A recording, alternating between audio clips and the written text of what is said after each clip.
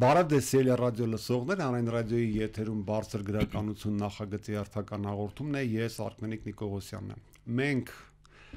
այսպես ասած շատ կարդացածներս մանավանդ այսօրվա Հայաստանի պայմաններում, երբ բազմաթիվ գրքեր են թարգմանվում եւ հրատարակվում հայերեն, թվում է թե արդեն ծանոթ ենք համաշխարհային գրականության բոլոր գլուխ գործոսներին, բոլոր լավագույն գրքերը կարդացել ենք, բայց գրականության հմայքն էլ հենց այդ է, որ հանկարծ չգիտես որտեղից հայտնվում են ուղակի փառահեղ գլուխ գործոսներ, որոնց մենք ստիպված ծանոթանում ենք առաջին անգամ։ Այդպիսի մի գիրք է չեխ գրող Վիկտոր Դիկի Արնետորսը վիպակը, որի շուրջ այսօր կզրուցենք գրականագետ արձակագիր Հրաչյա Սարեբեկյանի հետ։ Ողջույն Հրաչ։ Ողջույն Արմեն։ Ես ուզում եմ ռադիո լսողներին մի գաղտնիք բացահայտել, այս գիրքը երբեք երևի թե չէր թարգմանվի հայերեն, եթե չլիներ քո մոլերանտ, պահանջը որպես ընթերցող, որպես գրականագետ, ինչն էր քեզ դրթել, ինչ էիր տեսել այս գրքի մեջ, որ ուզում էի, որ անպայման հայ ընթերցողը հաղորդակցվի դրան։ Ես պատմեմ, թե ոնց բացահայտեցի ես հեղինակին 2000-ականների սկիզբն էր, որ Անջեյ Զանևսկու եռագրությունը Արնետներ, Արնետորսի ստվերը, եռագրության առաջին երկու վեպերի վերնագրերը, երրորդի վերնագիրը չեմ հիշում, առաջին վեպը, որ սկսեցի կարդալ, մի շատ հետաքրքիր բնաբան կարդացի, որը հենց Վիկտոր Դիկի Արնետորսից էր, այս նովելից վիպակից էր, եւ այդ բնաբանը այնքան գեղեցիկ էր ձևակերպված, որ ես այդպիսի ուղակի ադամանդե բյուրեղյա ձևակերպումներ շատ եւ զգացի մի անգամից, որ այս վիպակի մեջ սյուրռեալիստական ինչ-որ բան կա, ու դրա սիրահար եւ սկսեցի հետաքրքրվել այս վիպակով, դժբախտաբար ցավոք այդ շրջանում ես չկարողացա, հետո գտա չեխական դրամատուրգիայի մի ժողովածուի մեջ ռուսերեն թարգմանված Վիկտոր Դիկի այս վիպակի պիեսի մշակված տարբերակը, պիեսի վերածված տարբերակը, բայց այն հմայքը ինձ չփոխանցեց այդ վիպակը, հետո արդեն սկսեցի ընթերցել Համելնի սրընգահարի, որտեղ այս վիպակի հիմքում ընկած է այդ հայտնի Համելնի սրընգահարի մասին լեգենդը, սկսեցի այդ լեգենդին տարբեր մշակումներ ընթերցել, էկրանացումներ դիտել, եւ լավ հիշում եմ, որ Ծաղկաձորում էինք, Ծաղկաձորի գրողների միությունում էինք եւ ես իմ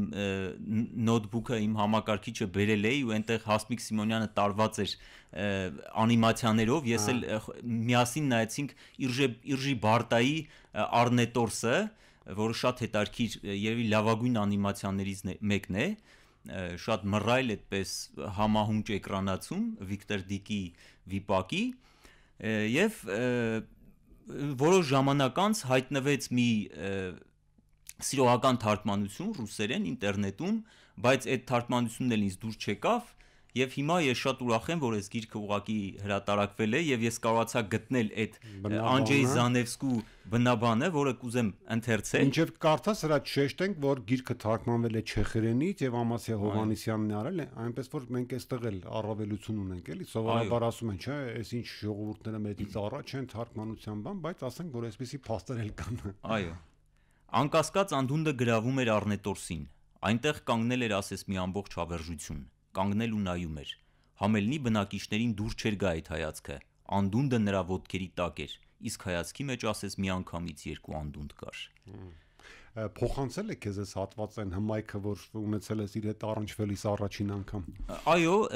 ես եւ նաեւ ինչու ինձ հետաքրքրեց, որովհետեւ անդունդների հանդեպ այդ հետաքրքրությունը իմ մեջ միշտ եղել է եւ նույնիսկ առաջին իմ վիպակում այդ անդունդի հետաքրքրությունը կա եւ երկվորյակների արևում եւ միանգամից ես որ տեսա անդունդը, այստեղ անդունդը շատ կարեւոր խորհրդանիշ է այս վիպակում, ամենայն դեպս Վիկտոր Դիկն է հենց վերածել, որովհետեւ այն մնացած մշակումներին այդքան կարեւոր չի այդ անդունդը այդքան սիմվոլի մակարդակի չի բարձրանում շատ մշակումներում, բայց Վիկտոր Դիկի մոտ այդ բարձրանում է։ Հրաչ, քանի որ շատ խորքային գործ է, կհամաձայն ես ինձ հետ եւ մեր ժամանակն էլ քիչ է, գուցե փորձենք մի քիչ ավելի սեմ զրուցել կամ եթե չստացվի ավելի երկար կզրուցենք, այնուամենայնիվ մեր ընթերցողներն էլ ասենք, որ Վիկտոր Դիկը բնավ ժամանակակից հեղինակ չի, մահացել է դեռևս 1913 թվականին, այսինքն 100-ամյակ առաջ, եւ այս գործն էլ թող նրանց, ովքեր մեզ հետևում են Facebook-յան էջով, հանրային ռադիոյի, չխաբվեն այս բարալիկությունից գրքին, ամենը 144 էջ է, բայց շատ խիտ գիրք է։ Ես հիմա նույնիսկ գիտեմ որտեղից սկսել, երևի սկսենք այդ լեգենդից, թվում է թե սյուժեն հայտնի սյուժե է, հա, այդ սրնգահարի լեգենդը, որը տարբեր այսպես փոխակերպումներով կա, նաև այլ ժողովուրդների մոտ հայ գրականության մեջ տարբեր իրացումներ կան եւ ընդհանրապես նվագով, երգով մարդուն գրավելու, հա, կոպիտ ասած ստրկացնելու մոտիվը գալիս է դեռևս անտիկ մշակույթից, ասենք նույն սիրենների երգը, Ոդիսեվսի եւ այլն։ Ինչն է, որ այս գործը դարձնում է այդքան բացառիկ։ Մինչև այդ բացառիկությանը անդրադառնալը, նախ հակիրճ այդ լեգենդի մասին, ոնց է հայտնվել այդ լեգենդը, ինչպես է մշակվել եւ այլն, նոր հետո անդրադառնանք բացառիկությանը, հա, որպեսզի շատ ավելի ցայտուն լինի դա, ավելի ակներև լինի։ Ուրեմն լեգենդը միջնադարյան գերմանական լեգենդ է, չնայած դրա տարբեր գերմանական տարբեր քաղաքների տեղայնացումն էլ է հանդիպում այս լեգենդի, կա նաև Ֆրանսիայում, Իռլանդիայում, Բրիտանիայում, եվրոպական տարբեր այլ երկրներում եւ արևելքում նաև, բայց այս լեգենդի ուրեմն գերմանական տարբերակը համելնի առանձնանում է հենց նրանով, որ հիշատակվում է կոնկրետ ժամանակ 1284 թվական եւ խոսքը 130 երեխաների մասն է, որոնց համելնի սրնգահարը գալով, քանի որ մեր հանդիսատեսներից կամ ունկնդիրներից շատերը չգիտեն այդ մասին, ասենք որ համելնի սրնգահարը գալիս է Համելն քաղաք, ազատում է առնետներից այդ քաղաքը, որոնք արդեն վխտում էին, լկտիացել էին եւ այլն, եւ դրա դիմաց ժամանակագրության մեջ գրված է, խոստանում է տեղի քաղաքային իշխանությունները իրեն խոստանում են այնքան ոսկի, ինչքան որ ինքը կարող է այդտեղից դուրս բերել այդ քաղաքից, բայց հետո հասկանալով, որ քաղաքը ազատվել է, արդեն որ քաղաքը այդ խոստումը շատ մեծ է, պարգևը շատ մեծ է եւ այդ պարգևը չեն տալիս եւ Համելնի սրնգահարը իր սրինգը նվագելով քաղաքից դուրս է բերում 130 երեխաների ու տանում է նրանց անդունդը նետում, հա, վեզերգետ ավելի շուտ, գերմանական վեզերգետը, որը ուրեմն հոսում է Համել քաղաքով, մինչև հիմա էլ կարող ենք ասել, որ Համել քաղաքում փողոցներ կան, որտեղ այդ նվագ է արգելվում, երաժշտություն է արգելվում, այո։ Եվ այս լեգենդը շատ է տարածվել, ի սկզբանե հանդիպում է հենց գերմանական ժամանակագրությունների մեջ, պատկերագրությունների մեջ, վերականգնվել են այդ պատկերագրությունները եւ այլն ժամանակագրությունները տարբեր դարաշրջանի ինչ որ դետալներ են փոխում այս լեգենդի մեջ եւ այլն, բայց առաջին անգամ գրական մշակման տարբեր մեկնություններ կան այս լեգենդի, օրինակ ինչ էր իրենից ներկայացնում Առնետորսի կերպարը, ով էր այդ Առնետորսը խորհրդավոր եւ այլն, բայց ամենակարևոր ինչից սկսվեց այս լեգենդի մշակումն է, դա ռոմանտիզմի դարաշրջանում էր, դե գիտեք ռոմանտիկները ամեն տեսակ էսպիսի մութ խորհրդավոր առեղծվածային սյուժեներով հետաքրքրվում էին, դիվային էսպես սյուժեներով հետաքրքրվում էին եւ Ախին ֆոն Արնիմը, գերմանացի ռոմանտիկ երկու հրաշալի գրող Ախին ֆոն Արնիմը եւ Կլեմենս Բրենտանոն հավաքում են գերմանական լեգենդներ եւ նաեւ այդ թվում նաեւ այս լեգենդը հրատարակում են այս լեգենդը դեռևս երիտասարդ թե պատանի հասակում հավաքում են այս լեգենդը եւ դա այդ գիրքը ընծայում են Գյոթեին եւ Գյոթեն հիանում է ոչ այնքան այդ հիասմունքը այդքան շատ բարձր, այսինքն այդքան շատ բարձր չի գնահատում, բայց հիանում է այս լեգենդով եւ ինքն էլ ունի այդպես փոքրիկ բանաստեղծություն Գյոթեն, որտեղ շատ մի հետաքրքիր դետալ է հանդիպում, Գյոթեն այդ բանաստեղծության մեջ կնասեր է նաեւ անվանում, սա կարծեմ առաջին այդ սրնգահարին նաեւ կնասեր է անվանում, դա ասես հակիրճ եւ ասում է քաղաք չկար, որտեղ իր հետքը թողած չլիներ, այս երկտողում ընդամենը այս բանաստեղծության հետագայում ինձ թվում է որ Վիկտոր Դիկը անպայման այդ բանը կտորը օգտագործել է եւ նաեւ մի շատ հետաքրքիր փաստ որ Գյոթեն Համելնի սրնգահարին հիշատակում է նաեւ Ֆաուստի մեջ իսկ Վիկտոր Դիկը Ֆաուստին հիշատակում է Արնետովի մեջ Մեֆիստոֆելը այնտեղ իմ հին վաղեմի բարեկամ է անվանում Համելնի սրնգահարին իսկ Մարգարիտայի եղբայրը անունը այս պահին չեմ կարող հիշել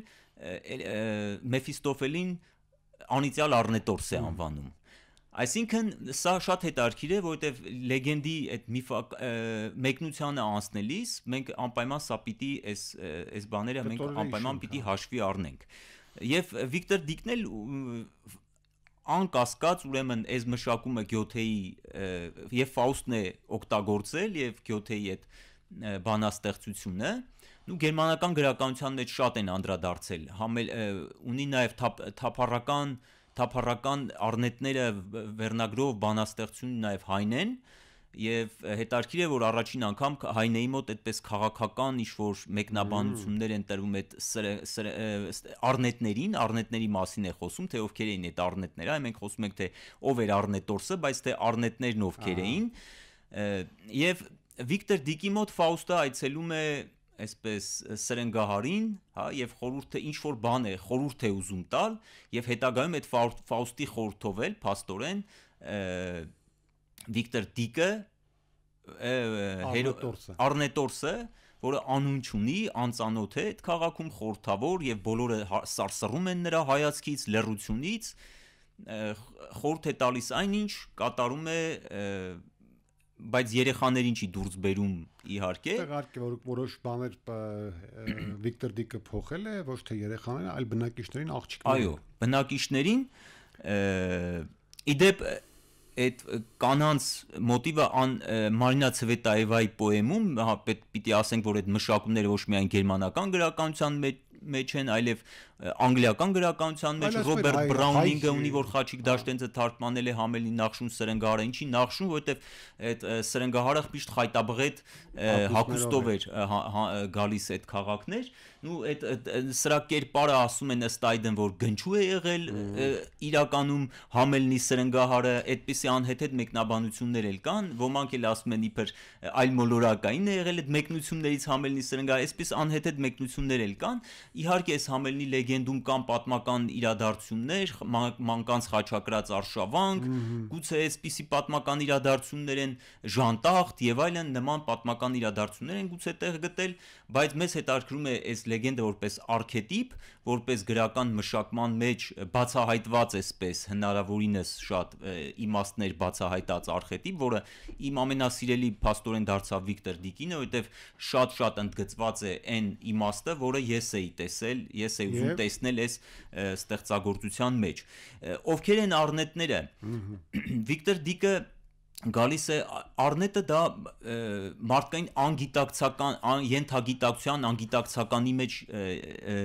ապրող ինչ որ բաներ են եւ երաժշտության ու արվեստի միջոցով Վիկտոր Դիկի հերոսը փորձում է մարդկանց մեջից եթե նկատել եք Վիկտոր Դիկի մոտ ընդգծված են մարդկանց եւ առնետների նմանություն կա որոշակիորեն մարդկանց եւ առնետների Վիկտոր Դիկի հերոսն ինքն էլ որոշակի չափով այդպես դիվային նմանություն ունի այսինքն այդպես Լուցիֆերին գուցե Մեֆիստոֆելին գուցե նմանություն ունի Լուցիֆեր լույս այսինքն մարդկանց ուզում է լույս տալ դուրս հանել այդ մարդկանց միջից որ ամեն անգիտակցականը չգիտակցվածը եւ այլն կոլեկտիվ որովհետեւ կոլեկտիվով էլ եթե չեն ուզում հրաժարվում են դրանից տանում նետում է հա ուրեմն անդունդը եւ մարդիկ չեն ուզում կամովին այսինքն չեն ուզում որ այդ իրենց մեջից մեջ եղած մութը առնետայինը դուրս գա լույս աշխարհ եւ Վիկտոր Դիկի ի վերջո Ֆաուստն էլ ինչի է հայտնվում Ֆաուստը հայտնվում է որովհետեւ Ֆաուստն ինքը բռնել է այդ ճանապարհը իր անգիտակցականի ենթագիտակցականից վեր է եւ Մեֆիստոֆելի այդ պայմանագիր է կնքել դաշինք է կնքել որովհետեւ ինքը գնում է դեպի վեր լույսն է դեպի գիտության լույսն է գնում Եվ դրա համար էլ, բայց ինչու հետարքիր է եւ հետարքիր է այս իմ ասած մեկնության բացատրությանը ի նպաստ գալիս է նաեւ այն հանգամանքը, որ միայն մի հերոս կա, որ չի կործանվում այս վիպակում, դա ձկնորսն է, Զեբ Յորգեն, հա, կարծեմ, Զեբ Յորգեն անունով ձկնորսն է, ինչու ուրեմն Յորգենը փրկվեց, որովհետեւ ձկնորսի կերպարը առհասարակ թե քրիստոնեության մեկնաբանությունների մեջ եւ այլն Ես դրան էի ուզում գալ, էլի, որտեվ ես էլ ինձ համար այլ շերտեր եմ բացահայտել դրանց մասին։ Ձկնորսը ինքն էլ ինչու ասենք Քրիստոս ձկնորսությամբ զբաղվողներին առաքյալ ընտրեց, որովհետև նրանք էլ մարդկային ենթագիտակցությունից այդ ձուկը ջրի ներսում որ գտնվում է, ձուկը ջուրը հոգու այլաբանություն է մշակույթի մեջ եւ այդ հոգու խորքից անգիտակցական, այսինքն այդ աշխարից ձկներ էին հանում լույս աշխարհ։ Այսինքն Յորգենը ինքն էլ էր դրանով զբաղվում։ Ըստ ամենայնի Յորգենն էլ էր սրնգա Արնետորս, կոպիտ ասած, կամ սրնգահար։ Ինքն էլ էր հենց դրանով զբաղվում եւ դրա համար էլ հենց Յորգենն է միայն փրկվում։ Իսկապես շատ շերտեր կան հրաչ այս գրքում ամենատարբեր այսպես խորքերի եւ զարմանալի է որ այս փոքրիկ գիկն է, հա, ընդգրկում այդ բոլոր խորքերը։ Իհարկե դու հիշեցիր ձկնորսներին, ես դա կապում եմ քրիստոնեության հետ, այդտեղ էլ կարող ենք բազմաթիվ այլ արքետիպեր տեսնել եւ ի վերջո նույն ձկնորսի վերջին պահին քաղաքում մենակ մնալու, հա, դրվագը երբ որ փրկվում է մեկ երեխա, նա թվում է թե առաջին հայացքից գնում է այդ սրնգահարի Արնետորսի հմայք հետևից եւ ինքն էլ է պատրաստվում նետվել եւ այդ երեխային նետել, բայց ինքը հետ է քաշվում անդունդից եւ ասում է գնաց որոնելու մի մոր, որը կատ կտար, ջուր կտար այդ երեխային։ Ի վերջո այդ դու շատ էիր խոսում դիվականի մասին, դա երկակի տպավորություն չի թողնում այդ կերպարի հանդեպ։ Ի վերջո ո՞րն է այդ կերպարի հմայքը եւ մեծությունը այդուհանդերձ։ Դիվականությունը հենց Ես կարծում եմ ոչ թե դիվականությունը այդ առեղծվածը խորհրդավորությունը, որը ոչ ոք չի փորձում ճանաչել, վանում են իրենցից այդ խորհրդավորությունը եւ տեսեք այս վիպակում ավելի շատ ոչ թե խոսում է Արնետորսը, այլ գործում է Եվ եթե խոսում է, ոչ մի բառ քամուն չի տալիս, անտեղի ոչինչ չի ասում։ Այսինքն ինքը գործողության մարդ է, ինքը գիտի եւ նրա սրինգն էլ պատահական այդ երաժշտությունը քամուն չի տրվում։ Եվ դա սարսուռ է առաջացնում մարդկանց մոտ, որտեվ ինքը արդեն մի անգամ ցույց է տվել, որ այդ երաժշտությունը ոնց է կիրառում։ Սա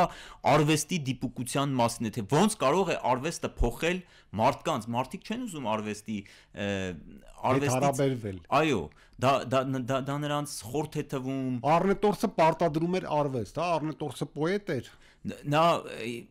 Արնետորսը այդպիսի մեկնաբանություններ են եղել, որ այո, պոեզիան է եւ մեծ իմաստով արվեստն է, որը գեղեցկացնում է ամեն ինչ եւ մարդու հոգու խորքից հանում է այդ ամեն ինչը, այսինքն գեղեցկացված է, բայց դա չի գնահատվում, այսինքն դա չի հասկացվում, չի ընկալվում արվեստը։ Եւ դրա համար մարդիկ իրենց պատիժը կրում են, իսկապես նրանք, ովքեր որ կյանքում արվեստի ուժը չեն հասկանում, պատժվում են կյանքում։ Ընտիր վերջաբան այդ դեպ մեր զրույցի համար եւ բոլոր նրանց ովքեր այսօր քիչ թե շատ կամարում են գիրքը, կամարում են արվեստը, հա, նրա կատարած դերը մարդու վրա նախկինում եւ առավել եւս այսօր այս գիրքը այդ առումով երևի շատ դաստիարակիչ կլինի։ Եվ պիտի ասել, որ այս վիպակը գրված է շատ բարձր, բանաստեղծական լեզվով, առանձին ամեն մի նախադասություն առանձին պարբերության ուժ ունի, դրա համար այդպես առանձին են շատ նախադասություններ, շրջուն շարադասությունները, բանաստեղծական համեմատությունները, ռեֆրենները, շատ մեծ հմայք են հաղորդում այսպիսի ստեղծագործություններ հիմա այլևս չեն գրվում։ Ցավոք։ Եվ փաստենք, որ լավ է թարգմանվել եւ այդ ոճերը որ կիրառել է Վիկտոր Դիկը փոխանցվել են մեր ընթերցողին, ուստի շնորհակալություն կրկին թարգմանչին Ամասի Հովհաննիսյանին եւ շատ շնորհակալ եմ քեզ հրաչ նման բովանդակալից զրույցի համար եւ հուսամ դա կմաղի մեր ընթերցողներին գնալ դեպի այս փոքրիկ, բայց շատ խոր գիրքը։ Սիրելի ռադիո լսողներ, վերջում գիտեք պետք է հիշեցնեմ, որ Հանրային ռադիոյի եթերում բարձր գրականություն նախագծի հերթական հաղորդումներ ես Արմենիկ Նիկողոսյանն եմ, զրուցում էի արձակագիր գրականագետ Հրաչյա Սարիբեկյանի հետ, մեր զրույցի թեման չեխ գրող Վիկտոր Դիկի Առնետորսը վիպակներ, լավ եղեք։